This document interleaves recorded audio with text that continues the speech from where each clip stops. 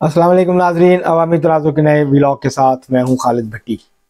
आज हम बात करेंगे पेशावर हाई कोर्ट के इस फैसले के बारे में, जिसके नतीजे में तहरीक इंसाफ से बल्ला एक दफ़ा फिर छिन गया। तहरीक इंसाफ इस वक्त जब मैं ये व्लॉग कर रहा हूं तो बल्ले के निशान के बगैर है। तहरीक इंसाफ का कोई इस वक्त सरकारी या कानूनी अहदेदार मौजूद नहीं है। बैरिस्टर गौहर जो आज फैसला आने से पहले तक तहरीक इंसाफ के चेयरमैन थे, अब वो चेयरमैन नहीं रहे। इसी तरह तहरीक इंसाफ के बाकी अहदेदार भी जो हैं वो अहदेदार नहीं रहे। तो ये सारी सूरत हाल जिससे इस वक्त तहरीक इंसाफ जो है वो दो चार है। इलेक्शन तक क्या होगा, किस किस्म की सूरत हाल का सामना करना पड़ेगा, और तहरीक इंसाफ की जो मुश्किलात हैं वो कम होने की बजाय जैसे जैसे इलेक्शन नज़दीक आ रहे हैं उसके अंदर इजाफा होता जा रहा है। तो इससे कैसे नबरदज़मा होगी तहरीक इंसाफ, इसके ऊपर आज हम बात करेंगे आज के व्लॉग में। इससे पहले कि हम अपने व्लॉग की तरफ बढ़ें, आपसे गुजारिश है कि अगर आपने हमारा चैनल अवामी तनाज़र अभी तक सब्सक्राइब नहीं किया, उसको सब्सक्राइब कर लें, और उसके बाद उसका जो बेल का आइकॉन है उसको भी दबा दें, ताकि आपको हमारा जैसे ही व्लॉग अपलोड हो आपको वो नोटिफिकेशन आ जाए। इसके अलावा आपको अगर व्लॉग पसंद आए, इसको शेयर करें, लाइक करें और महज़ब अंदाज से अपनी राय का इजहार करें। अब हम बढ़ते हैं आज के मौजू की तरफ। पीटीआई बहुत खुश थी जब चंद दिन कबल पेशावर हाई कोर्ट के जज कामरान हयात साहब ने, मियाँ खेल साहब ने इलेक्शन कमीशन का जो फैसला था तहरीक इंसाफ से बल्ला वापस लेने का और उसके इंट्रा पार्टी इलेक्शंस को मुस्तरद करने का, वो जब उसके ऊपर स्टे ऑर्डर जारी किया और बल्ले का निशान वापस किया और कहा कि सर्टिफिकेट इशू किया जाए और जो इंट्रा पार्टी इलेक्शंस हैं उनको जो है वो एक्सेप्ट किया जाए, तो तहरीक इंसाफ वाले बहुत खुश थे। तहरीक इंसाफ का ये ख्याल था कि अब ये मामला जो है वो ख़त्म हो गया। अब कम अज़ कम जो है उनके उम्मीदवारों को 13 जनवरी को निशान अलाट हो जाएगा बल्ले का, और जो ख़वातीन की और अक़लीतों की तरजीही नशस्तें हैं, उनकी मखसूस नशस्तें हैं, कौमी असम्बली में 60 नशस्तें हैं, इस तरह पंजाब असम्बली में हैं, KP में हैं, सिंध में हैं, बलूचिस्तान में हैं, तो वो उनकी जो तरजीही नशस्तें दी हुई हैं तो तहरीक इंसाफ की वो भी एक्सेप्ट हो जाएंगी, और वो तहरीक इंसाफ जो है उनको वो नशस्तें जो हैं उनको अगर तहरीक इंसाफ ज़्यादा तादाद में सीटें जीती है सूबाई असम्बलियों में और कौमी असम्बली में, उसी तनासब से उनको मखसूस नशस्तें भी मिल जाएंगी। तो अब ये मामला एक दफ़ा फिर खटाई में पड़ गया। आज जस्टिस एजाज खान साहब जो हैं पेशावर हाई कोर्ट के, 2 दिन उन्होंने केस की समाअत की, फैसला महफूज किया, और आज उन्होंने महफूज फैसला सुना दिया, और उन्होंने जो स्टे ऑर्डर था उसको विड्रॉ कर लिया। यानी जो इलेक्शन कमीशन का हुक्म था, जिसको पेशावर हाई कोर्ट के सिंगल रुकनी बेंच ने जनाब जस्टिस कामरान जो मियाँ खेल साहब थे, उन्होंने उसको सस्पेंड कर दिया था, उसको सेट असाइड कर दिया था और वक्ती तौर पे रिलीफ दे दिया था। इलेक्शन कमीशन का मौक़िफ़ ये था कि जो रिलीफ दिया गया है PTI को, ये मुस्तकिल रिलीफ है, ये मैक्सिमम रिलीफ है, और स्टे ऑर्डर के ज़रिए अदालत जो है कानून के मुताबिक वो मैक्सिमम स्टे नहीं दे सकती, वो अबूरी रिलीफ दे सकती है।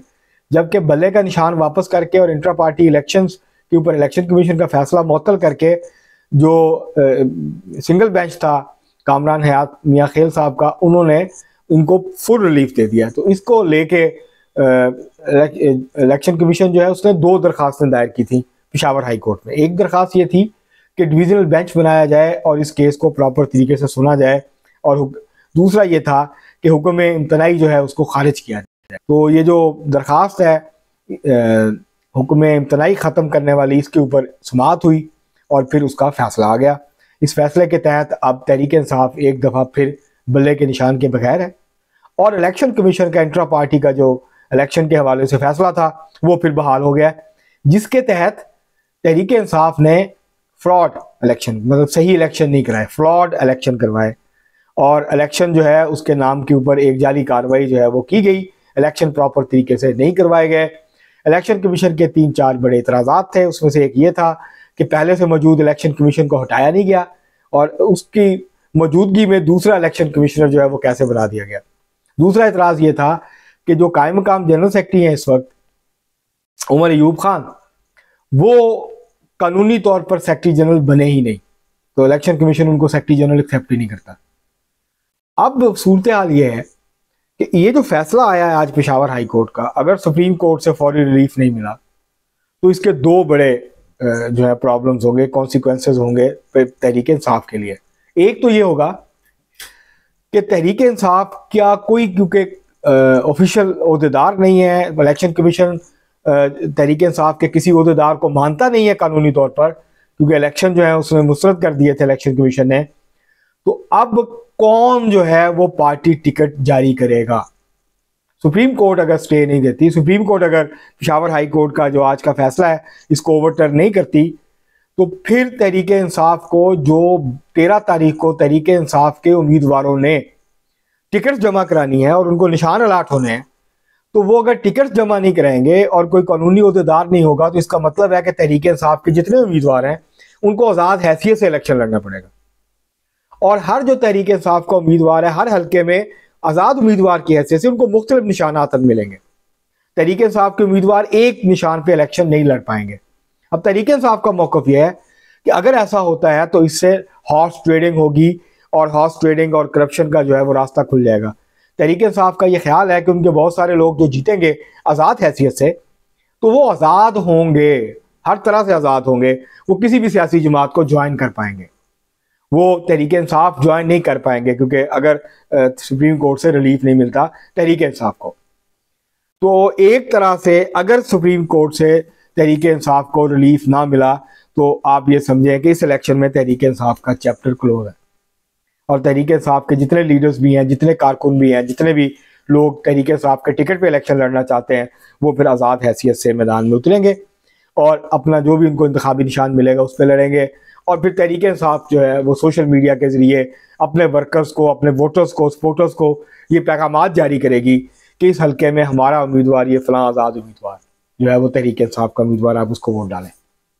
तो इम्कान पैदा हो जाएगा कि बहुत सारे लोग शायद फिर तहरीक इंसाफ के वोटर बाहर ना निकले और वो अपना वोट ही कास्ट ना करें।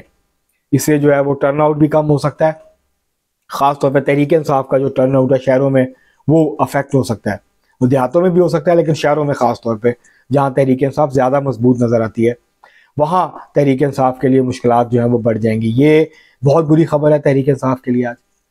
और अगर ये क्योंकि आज कहा है बैरिस्टर गौहर ने कि वो कल ही सुप्रीम कोर्ट जाएंगे, अब देखते हैं सुप्रीम कोर्ट में फौरी तौर पर सुनवाई होती है नहीं होती। अगर होती भी है तो क्या फौरी तौर पर रिलीफ मिलता है या नहीं मिलता, क्योंकि 9 जनवरी से जो पेशावर हाई कोर्ट का डिविजनल बेंच है, क्या सुप्रीम कोर्ट डिविजनल बेंच को कहेगी कि वो फौरी तौर पे फैसला करे, 13 जनवरी से पहले पहले इसका फैसला कर दे, ताकि अगर पेशावर हाई कोर्ट उसके हक में फैसला करती है तो फिर जो है वो निशान अलॉट हो जाएंगे और तहरीक इंसाफ के जो उम्मीदवार हैं वो बल्ले के निशान पर इलेक्शन लड़ पाएंगे।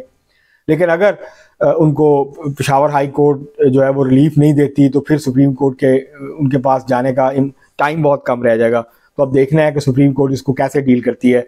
तहरीक इंसाफ ने कहा है कि वो सुप्रीम कोर्ट जाएंगे, ज़ाहिर है इसके अलावा ऑप्शन कोई नहीं है अब सुप्रीम कोर्ट में जाने के अलावा। सुप्रीम कोर्ट नहीं जाएंगे तो फिर 9 जनवरी का इंतजार करना पड़ेगा।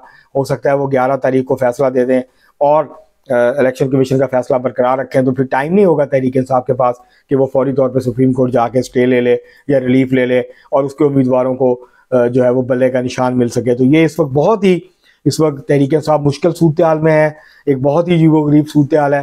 तहरीक इंसाफ के लोग हर सूरत में इलेक्शन लड़ना चाहते हैं, उनको लगता है कि शहरों में इस वक्त वो बहुत पॉपुलर हैं, केपी में भी उनकी पॉपुलैरिटी है और वो काफ़ी ज़्यादा सीटें नशिस्तें जीत सकते हैं, कौमी असम्बली की भी और सूबाई असम्बली की भी, पंजाब से और केपी से। तो अगर उनको बल्ले का निशान नहीं मिलेगा तो ये बहुत बड़ा सेटबैक होगा और बहुत ज़्यादा मायूसी भी इससे तहरीक इंसाफ के वोटर्स के अंदर जो है वो फैल सकती है और इससे एडवांटेज मिल जाएगा मुस्लिम लीग नून को और एक तरह का उनको वॉक ओवर ही मिल जाएगा अगर तहरीक इंसाफ के उम्मीदवार जो है वो अपने पार्टी के निशान के ऊपर इलेक्शन नहीं लड़ते। तो ये तहरीक इंसाफ जो आगे बढ़ रही थी स्मूथली, उनको लग रहा था कि अब जो है वो उनको बल्ले का निशान वापस मिल गया है और सुप्रीम कोर्ट में आज लेवल प्लेइंग फील्ड के हवाले से भी समाअत हुई है, जवाब तलब कर लिया है जो पंजाब के आला ओहदेदारान है, चीफ सेक्रेटरी IG उनसे कि वो जवाब दें जो तहरीक इंसाफ ने इतराज़ात उठाए। लेकिन जो तहरीक इंसाफ चाह रही थी कि तौहीन अदालत का नोटिस दिया जाए तो वो नहीं हुआ, तो ये भी उनको एक धचका लगा है। तो ये जो सारी सूरत हाल बन रही है, ऐसे लगता है कि तहरीक इंसाफ की जो मुश्किलात हैं, जैसे जो इलेक्शन करीब आ रहे हैं उसके अंदर इजाफा होता हुआ नज़र आ रहा है। और वो जो एक रिदम नज़र आ रहा था, एक तहरीक इंसाफ की एक पॉपुलैरिटी का ववेला किया जा रहा था, वो अब आहिस्ता आहिस्ता जो है वो फेज़ आउट हो रहा है, वो फिजल आउट हो रही है। और वो जो पॉपुलैरिटी थी अब बढ़ नहीं रही है, बल्कि उसके अंदर बतदरीज कमी आ रही है। नून लीग और तहरीक इंसाफ के दरमियान जो फ़र्क है वो कम से कम होता जा रहा है। और बहुत सारे हल्के ऐसे हैं, वहाँ पहले ही मुस्लिम लीग नून आगे है, जिन हल्कों में बहुत सख्त मुकाबला था वहाँ पे भी अब मुकाबला जो है वो मुस्लिम लीग नून के हक़ में जो है आहिस्ता आहिस्ता हालात जो है वो हो रहे हैं।